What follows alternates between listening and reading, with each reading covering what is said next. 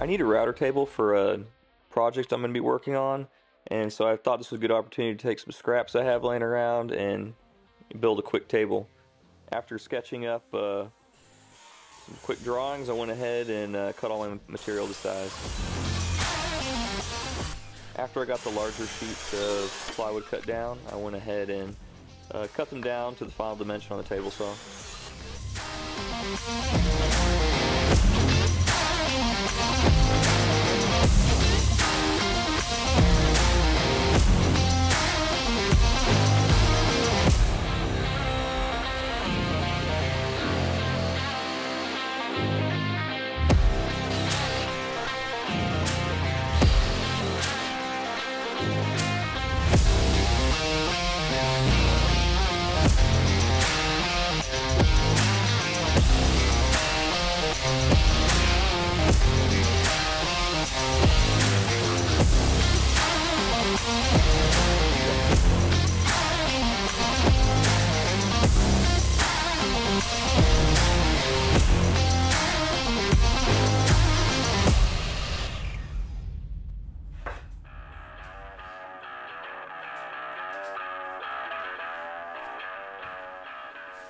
As you can see here, the top of this router table is pre-finished plywood. This was actually an old cabinet shelf that I'm repurposing for the top of this router table. It's very slick and has some type of urethane on it.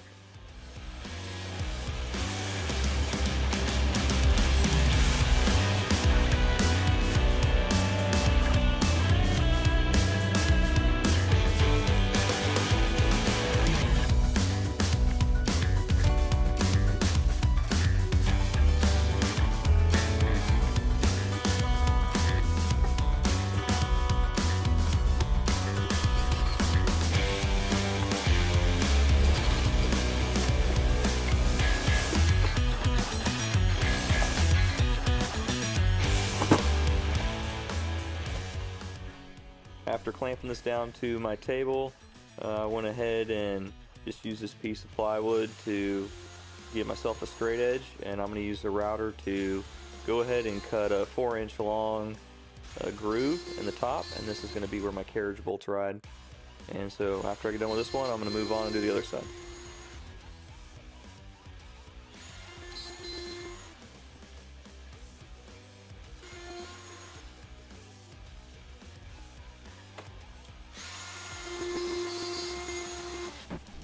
Now that I have the size done, I need to come back and make the relief for the center router bit to come through. Now, depending on what size router bits you're going to use, you could make this hole bigger or smaller, and they do make inserts you could put in here. But for the most part, I'm going to be using, round over bits and bits for doing just some light work when it comes to building cabinets. So not really. This doesn't need to be a big massive hole. And after I use the hole saw to drill that hole, I'm going to go back and I just marked out, using my actual router, I marked out 4 holes, and these are going to be where the bolts go through the top and attach the router base to the router top.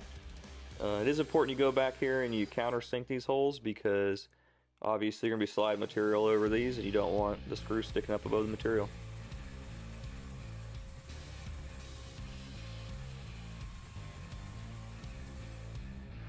So here I decided I'm just going to use a pocket hole jig to put pocket holes in the base. This is more than strong enough to hold this box together. I'm going to use a little bit of glue and these pocket hole screws and make quick work of this.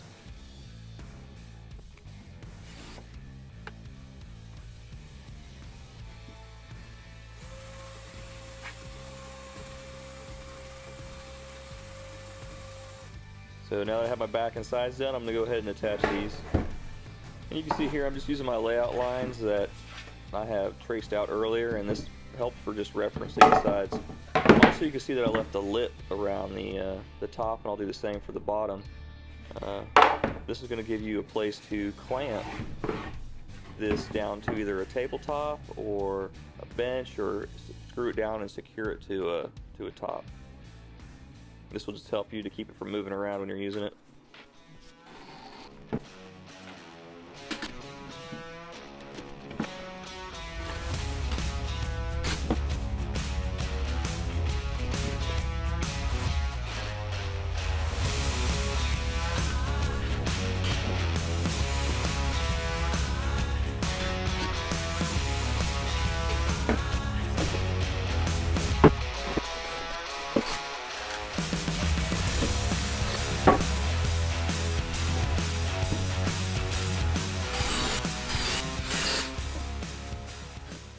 I'm just going to add a few more screws in the back.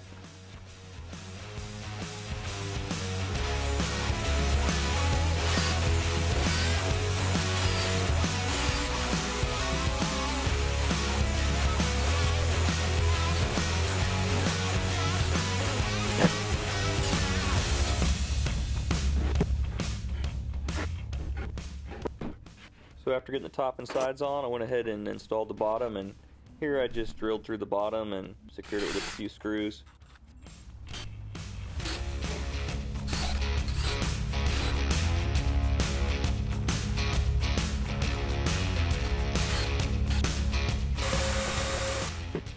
So this is going to pretty much wrap up the bottom portion of the router table. It didn't take a lot of plywood. I probably used maybe half a sheet of plywood for this entire build.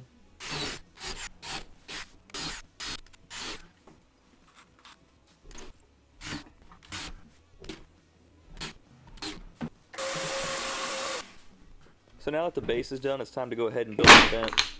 So on the fence, I glued everything together, and I'm just using some brad nails to hold it together till the glue dries.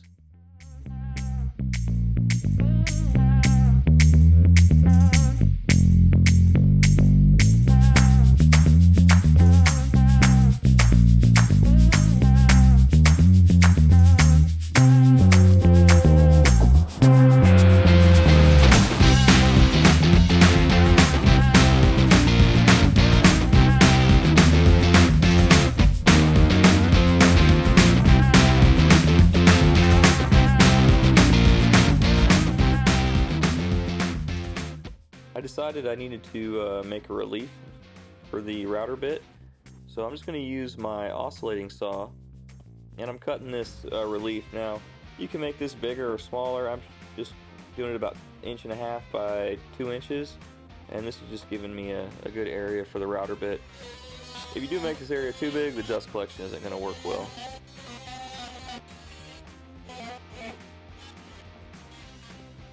So again, I'm just going to use my oscillating tool to come in here and cut this. This really was the easiest way to cut this part out.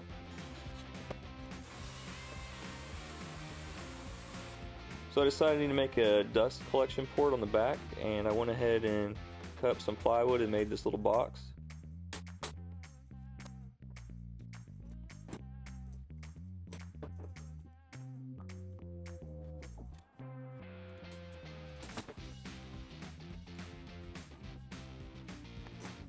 So after making this box up, I realized that I did not like it.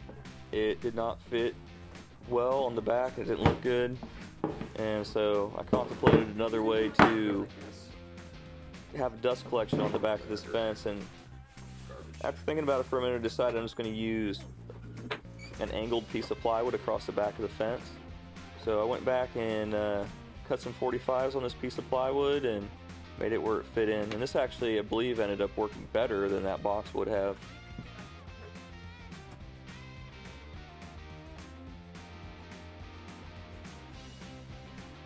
And then again, I'm just going to use some glue and brad nails to hold this together.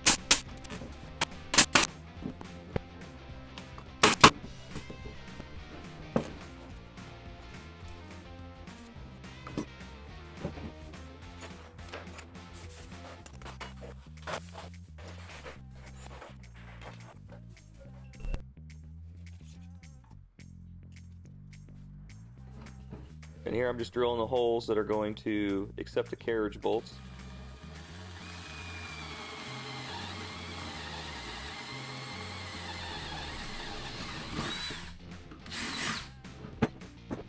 So now that I have this holes drilled, I'm going to go ahead. I need to drill the hole that's going to accept my vacuum's hose.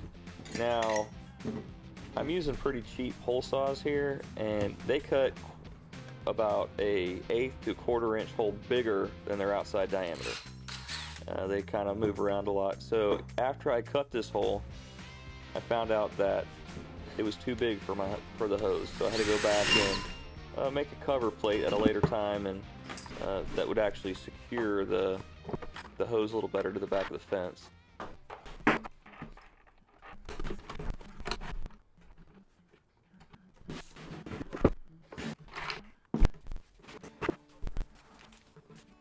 So now that the router table itself is done, I went ahead and installed the base using some screws, and went ahead and installed the router. This router from DeWalt has this quick release feature, and you can just, once the base is installed, you can just pull a switch and hit 2 little buttons and the whole router will fall out of the base.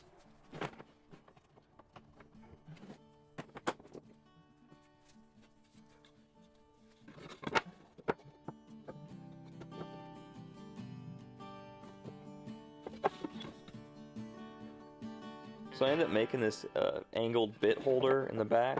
I just used a drill bit and screwed some holes in it.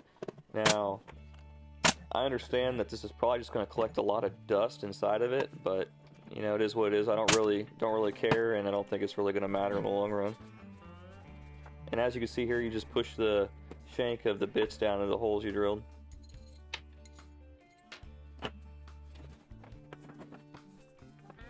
So now I just have to do a few final touches to the fence. I went ahead and put this chamfer on the fence, and what this is going to do is give a place for sawdust that builds up on the work surface to go into that chamfer and kind of clear out, and this keeps your workpiece from being pushed off the fence. It lets you get nice and tied up on the fence and gives you a nice, clean, consistent cut. And here I am test fitting the fence, and it fits well. And this is when I decided I wanted to build a new plate on the back of the fence and recut that hole. So I just cut some 45s on this piece of plywood and glued and secured it to the back of the fence. And this time I used a smaller bit to drill this hole out, and it ended up working well.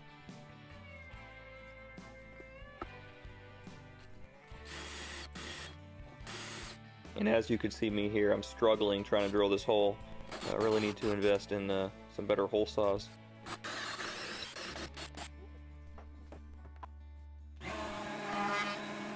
Now that the hole's drilled, I went ahead and installed the fence for the final time.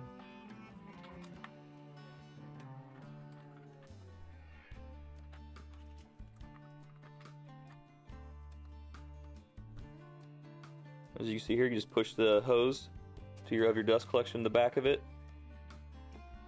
And you can see how well this dust collection works. You get a little bit that falls down in the cabinet, but for the most part, it picks up most of the sawdust.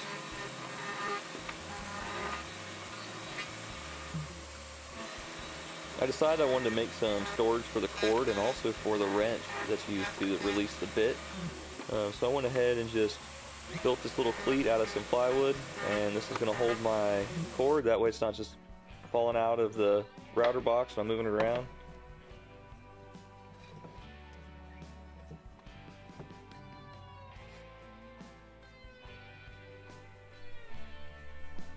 So after getting this glued together, I just go ahead and put a couple brad nails in it to hold it together, and then screwed it to the router table.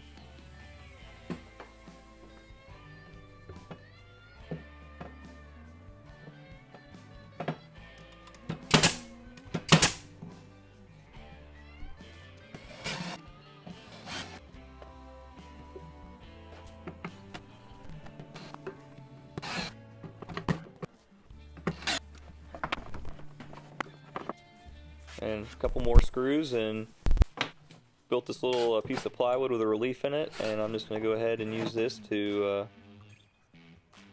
give a place to store this wrench.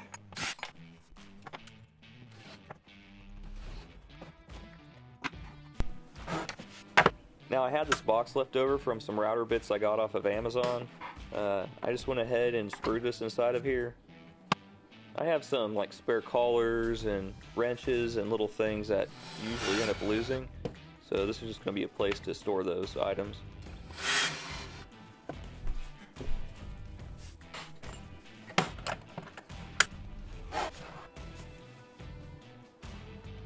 And there you go, there's the completed router table. Works actually really well, and I'm glad that I didn't go and spend a bunch of money on a router table. This works quite well.